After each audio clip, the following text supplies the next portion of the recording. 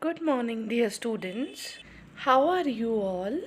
I hope you all are enjoying at your homes. Apart from the fun moment, we also should involve major time in studies also. So today we are going to start a new chapter that is that is chapter number 9, living organisms, their characteristics and habitat. In this chapter, you will study about the characteristics or the qualities of living organism, and also you will study about the variety of living organisms as well as the non-living components of society, and also you will study about their habitat, the place where these living organisms actually live. So it's a very interesting chapter. I want you all to concentrate, and if you have any doubt, you can ask me personally, or also you can text in the comment section.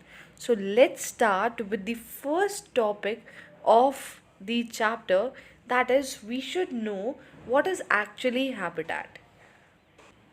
Habitat is the place where an organism live.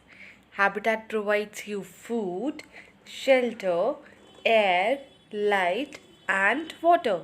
So what is habitat? Habitat is actually a place where an organism live. जहाँ पर भी कोई भी organism रहता है वो उसका habitat बन जाता है. उस हैबिटेट में उसे प्रॉपर सर्वाइवल की कंडीशंस प्रोवाइडेड होती हैं. फॉर एग्जाम्पल उसे प्रॉपर फूड मिलता है, प्रॉपर शेल्टर होता है, एयर फैसिलिटी होती है, वाटर फैसिलिटी प्रॉपर होते हैं, प्रॉपर लाइटनिंग होती है. जब ये सारी फैसिलिटीज़ प्रॉपर हमें एक प्लेस में मिलती हैं तो we start living over that place. उस प्लेस को हम क्या बोल देते हैं? Habitat. For example, if I talk of cactus plant grow in desert. So if I talk of the desert region, cactus basically survive in desert area, so their habitat is desert. Second example, if I talk of is camel. Camel live in a desert. So camel have suitable conditions provided in the desert region, so therefore the habitat of the camel is desert. I hope habitat is clear to you all. Now, secondly, talking of the different types of habitat, you will study over here two different types of habitat. Number one is your terrestrial habitat. Number two is your aquatic habitat. Now, talking of the terrestrial habitat, plants and animals that live on land are called terrestrial animals, and the habitat is known as terrestrial habitat. Those plants and animals which actually live on land region, only on the land region, those animals are known as terrestrial animals, and the habitat they share is your terrestrial habitat. For example, forest, the organisms, the plants or animals surviving in a forest share terrestrial habitat. Example, grassland, desert. The organisms living in grasslands and deserts, they have terrestrial habitat. I hope terrestrial habitat is clear to you all. Then comes our aquatic habitat. The habitat of plants and animals that live in water are called as aquatic habitat. Okay, now the example of aquatic habitat is your lake, river, oceans. So till now we have studied about two different types of habitat, that is number one is your terrestrial habitat, number two is your aquatic habitat. And now, in the further chapter, we will study in detail about different types of terrestrial habitat. That is, you will study in different climatic conditions and adaptive features of forest, grassland, and desert. Similarly, you will be studying about aquatic habitat also. In that, you will be studying about the adaptive features that the organism need to survive in lakes, rivers, and oceans. That we will study in the further part of the chapter. I hope both the concepts are clear to you all. Now we will study about biotic and abiotic components. Biotic, bio means life. The components which have life is basically biotic component. Abiotic means abio. A means absence, bio means life. Where there is absence of life, those components are known as abiotic components. Let's have a detailed study of both these components. Number one, biotic component. Biotic component, plants and animals living in a habitat. The plants and animals, all the life that lives in a habitat is known as your biotic component.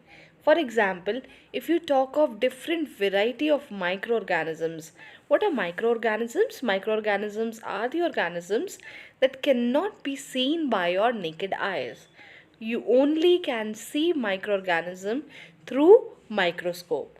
So therefore, the microorganisms, they come under the category of biotic component. Example of microorganism will be bacteria, fungi, protozoa, algae, etc. And all the other different kind of animals and different kind of plants that have life, they come under the biotic component. Second one, if I talk of the abiotic component.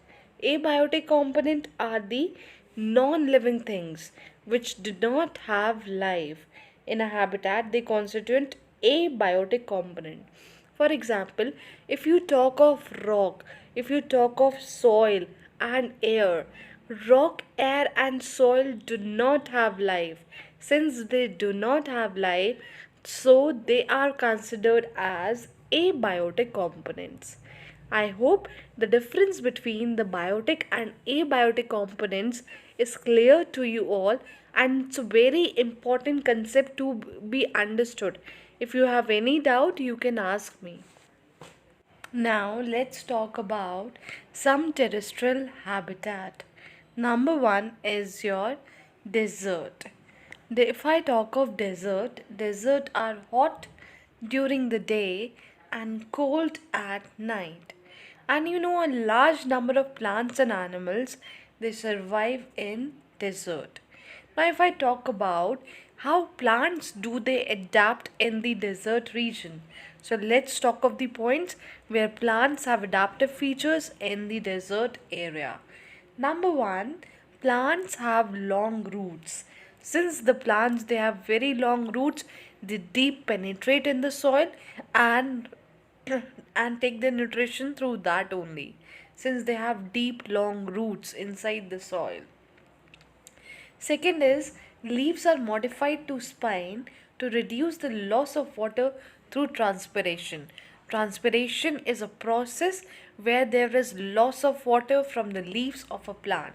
So therefore, the plants in the desert region, their leaves are modified to spines so that the loss of water is reduced or the loss of water is less. Third is, the desert plants, they have stem is very thick and fleshy, and apart from it, the stem has a waxy coating which prevents the excessive loss of water, and therefore the plants they preserve the water, they conserve the water, and hence they require very less quantity of water and they are able to survive in the desert region. Second thing we will be talking here about is adaptation in animals. How do animals adapt in the desert region? Number one, if I talk of desert snakes and rats live in a deep burrow during the daytime. Number two, camel drink large quantity of water at a time. You must be knowing about the camels. They eat a lot and they drink a huge quantity of water in a single time. Number three, desert animals excrete very little urine. The amount of urine they excrete is very less, therefore, they are able to survive in such harsh conditions of the desert area. I hope the desert adaptation is clear to you all, the desert habitat is clear to you all, and how do plants adapt in such region and how do animals do adapt in such region is clear. My dear students, if you have any doubt in any of the concept, taught today, you can ask me personally as well as in the comments section. Keep studying, keep working hard. Thank you and have a wonderful